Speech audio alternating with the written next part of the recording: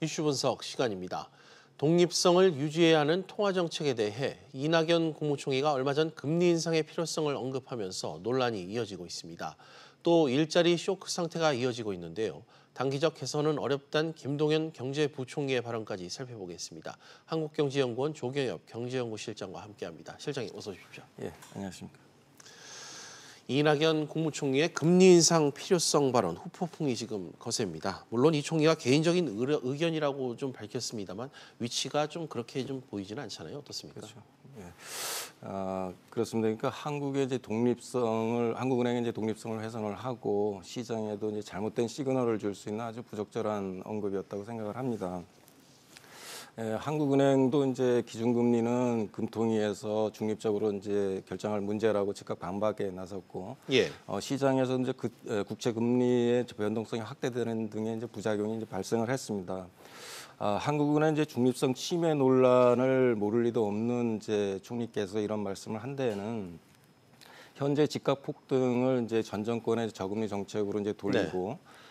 그다음에 이제 9.13 이제 부동산 대책으로도 부동산 가격이 잡히지 않으면 금리도 이제 인상을 하겠다는 이제 정책적 의지를 강하게 이제 표시한 걸로 생각이 됩니다. 그러나 이제 정부가 금리 정책을 하나의 정책 수단으로 간주를 하고 여기에 이제 간섭을 하게 되면 상당히 이제 위험한 일이 이제 발생을 한다고 보고 있는데요. 과거에도 기재부 차관께서 직접 금통위에 가셔서 발언을 한 적도 있고. 최경환 부총리께서는 이제 척하면 척이다 뭐 이런 이제 발언을 이제 논란을 일으킨 적도 있고 이번에는 이제 총리께서 금리를 이제 인상할 때가 됐다고 하면서 이제 공식적으로 훈수를 두는 모양새를 보였습니다. 금리는 이제 경제 전반에 미치는 영향을 이제 고려를 해서 종합적인 시각에서 결정을 해야지 여러 가지 특정 자산의 가격에 대응해서 금리를 조정하는 것은 그 효과도 없고 부작용만 이제 나타날 수가 있습니다.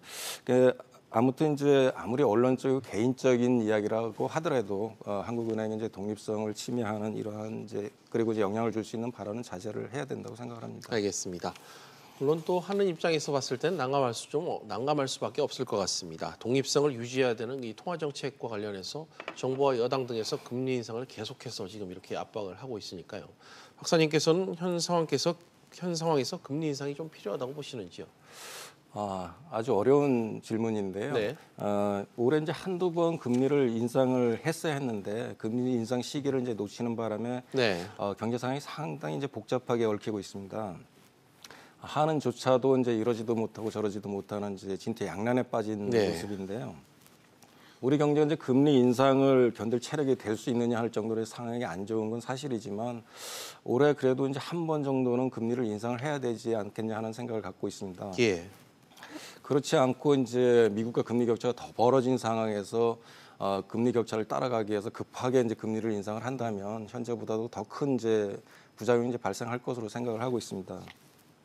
그리고 이제 금리 격차가 그 자본 유출에 미치는 영향도 이제 문제지만 유동성 과잉과 그다음에 이제 소득보다 부채가 많은 이제 금융 불균형 문제 이런 것들을 고려를 하면 이제 금리도 이제 인상할 시점이 됐다고 생각을 합니다. 사실 이런 문제로 인해서 그 부동산 가격과 여러 자산 가격이 이제 버블로 요인으로 작용을 하고 있고. 그렇기 때문에 이제 이에 대해서 선제적으로 대응을 하지 못한다면 일본의 잃어버린 20년처럼 이제 버블이 붕괴되고 장기 침체로 이렇게 가는 그럴 수 있는 가능성이 상당히 높다고 생각을 합니다. 그런데 이제 현재 경기 침체라든가 고용 문제 그리고 은행 대출에 이제 연명하는 이제 영세 자영업자 문제 이런 거를 고려를 하면 이제 금리 인상의 위험성이 상당히 높은 것도 사실이거든요. 그런데 그렇지만 이제 이런 문제들이 이제 최저임금의 급격한 인상이나 아니면 이제 근로시간 단축 등의 이제 정책 실패로 이제 나타난 측면이 상당히 강하기 때문에 사실 이런 것은 이제 정책을 수정해서 이제 대응을 하고 금리는 이제 다른 차원에서 좀 운영을 했으면 하는 생각을 갖고 있습니다. 알겠습니다. 한 차례 정도 금리 인상이 좀 필요하다는 의견을 좀 주셨는데 당장 걱정은 좀 미국 쪽도 걱정입니다. 미 연준이 9월 FOMC 회의에서 금리 인상에 좀 나설 것으로 여러 차례 좀 알려지지 않았습니까? 공교롭게 그 시기를 좀 살펴봤더니 우리나라 그 추석 연휴가 끝나자마자 이 결정이 좀 이루어지는 것으로 알고 있는데 이렇게 미국이 이번 달 금리를 올리면 금리 차가 좀 더 벌어지잖아요. 이 경우에는 좀 선택지가 더 없는 거 아닙니까? 네, 맞습니다. 그 미국의 이제 금리 인상에 우리나라 금리 인상의 가장 큰 압박 요인으로 이제 작용을 하고 있는데요.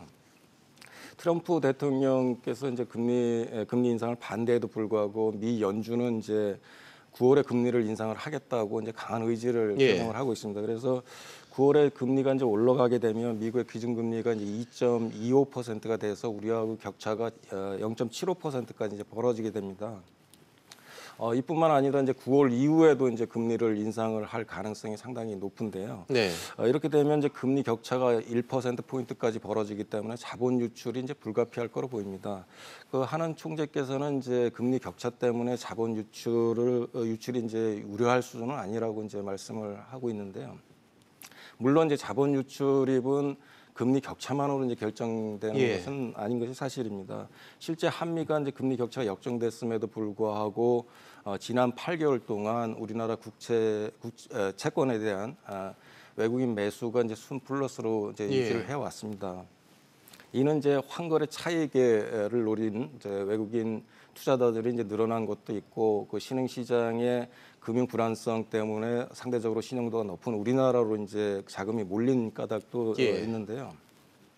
그렇지만 이제 지금보다 한미 격차가 더 확대가 된다면 이런 이제 환차익보다는 금리 차에 대한 손실이 더 크기 때문에 자본 유출이 이제 불가피할 거로 보입니다. 그리고 이제 미국이 내년에도 이제 계속해서 이제 금리를 올릴 거로 이제 예상이 되고 있어서 이러한 이제 자본 유출 문제는 더 심화될 거로 보이고 있습니다. 알겠습니다. 어찌됐건 한은 올해 2차례 정도 이제 금통위를 남겨놓고 있습니다. 이 신중하게 카드를 사용해야 될 것 같은데 한은이 어떤 카드를 꺼내야 될지 좀 정책적으로 신중한 입장을 좀 표명하지 않겠습니까? 예, 올해 이제 한 2번 이제 금통위가 남겨놓고 있는데요. 금리를 인상을 하던 아니면 동결을 하던 간에 그럴 수밖에 없다라고 이제 모든 사람이 동의할 정도로 현재 경제 상황이 상당히 이제 복잡한 것은 사실입니다. 그래서 한은이 이제 금리를 이제 어떻게 할 거를 예측을 하는 건 상당히 이제 어려운 문제로 되고 있는데요. 그러나 이제 지난 금통위가 끝나고 나서 한흥 총재가 이제 기자 간담회에서 한 이제 발언을 좀 되돌려 보면 올해 한 번 정도는 이제 금리를 인상을 할 거로 예상이 되고 있습니다. 당시 한흥 총재께서는 고용 지표 악화라든가 이제 경제 주체들의 심리 위축, 그다음에 대외의 그 불확실성 확대가 금리를 이제 동결한 배경으로 설명을 하면서 그러면서도 이제 경제가 이제 그 잠재 성장률 수준으로 가고 있고 그다음에 물가는 하반기에 목표 수준이 2%에 이제 육박할 거라는 이런 말씀도 했고요. 그다음에 특히 이제 금융 불균형이 이제 누적되고 있어서 이에 따라서 이제 부동산이나 자산 가격이 상승하는 부작용도 있다는 것도 인정을 하셨기 때문에 아마 이제 하반기에는 한 번 정도 금리를 인상을 할 거로 생각이 됩니다. 그리고 이제 뭐 그 한국의 금융 정책의 운영 방향은 그 설립 목적에 맞게 좀 금융 안정, 그다음에 물가 그리고 국민 경제 이제 안정적인 성장 이런 게 목표를 두고 이제 운영을 했으면 좋겠습니다. 이제 그리고 그러기 위해서는 이제 사실 경기나 물가 나 이제 금융 안정 이런 것에 대해서 고도의 이제 전문적인 판단과 종합적인 시각에서 결정이 될 수 있도록 한의 독립이 좀 최대한 이제 보장되는 방향으로 돼야 된다고 생각합니다. 알겠습니다. 이번에는 첨사 수준인 고용 얘기도 좀 해보겠습니다. 김동연 경제부총리가 지난주 한 언론과의 인터뷰에서 9월 달, 이번 달에도 고용 지표가 좀 좋지 않을 것이다. 뭐 이렇게 좀 얘기를 했는데 취업자 감소를 좀 시사를 했는데 좀 상황이 좀 계속해서 나쁜 상황이죠. 네, 맞습니다. 그러니까 김동연 부총리 말씀처럼 당분간 고용 지표가 이제 개선되기는 좀 어려울 거로 보입니다. 취업자 증가폭이 7월에 이제 5천 명, 8월에 이제 3천 명으로 아주 충격적인 기록을 했는데 9월에도 이제 마이너스를 기록할 가능성이 이제 점점 높아지고 있습니다. 김 총리께서 이제 기저 효과 때문에 9월에는 8월에 비해서 한 10만 명을 이제 까먹고 들어간다는 이제 이런 말씀도 맞는 측면이 있지만 그렇지만 작년 9월에 이제 취업자 증가폭이 한 31만 명 정도로 2017년 이제 평균 정도 수준이라는 점을 고려를 하면 크게 이제 뭐 설득력 있는 이제 설득력 있는 설명이라고 할 수는 없는 것 같고요.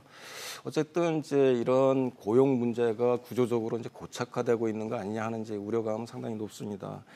그리고 이제 김동연 부총리께서 일자리는 민간 부분과 기업에서 창출하는 거라는 이제 인식을 표현을 했기 때문에 상당히 이제 좀 긍정적이고 다행스러운 측면은 있지만 아직도 이제 그 추경이나 재정 보강, 예산 증액 등과 같이 이제 재정 지출을 상당히 강조하고 있는 점은 이런 점을 볼 때는 아직도 이제 근본적인 해결책을 찾지 못한 거 아닌가 하는 생각이 듭니다. 재정의 역할을 강조하면 할수록 민간의 이제 일자리 창출 능력이나 역할이 이제 줄어들 수밖에 없는데요.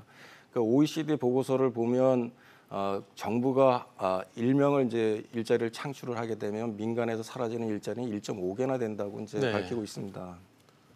뭐 당연히 이제 그 정부 지출이나 이런 역할을 확대하기 위해서 증세를 하다 보면 민간이 이제 일자리 창출 능력은 당연히 떨어질 수밖에 없겠죠. 그래서 규제 개혁이나 노동 개혁과 같이 정책을 빨리 이제 친시장적으로 전환하지 않는다면 이러한 이제 고용 참사가 이제 상당 기간 지속될 거로 이제 보여지고 있습니다. 알겠습니다. 마지막 질문을 좀 드려야 될 것 같은데요. 뭐 최근 2달 연속 그 고용 쇼크가 일어난 이후 부총리도 결국 그동안의 그 최저임금 등과 같은 정책에 대한 수정 가능성을 좀 시사를 했습니다.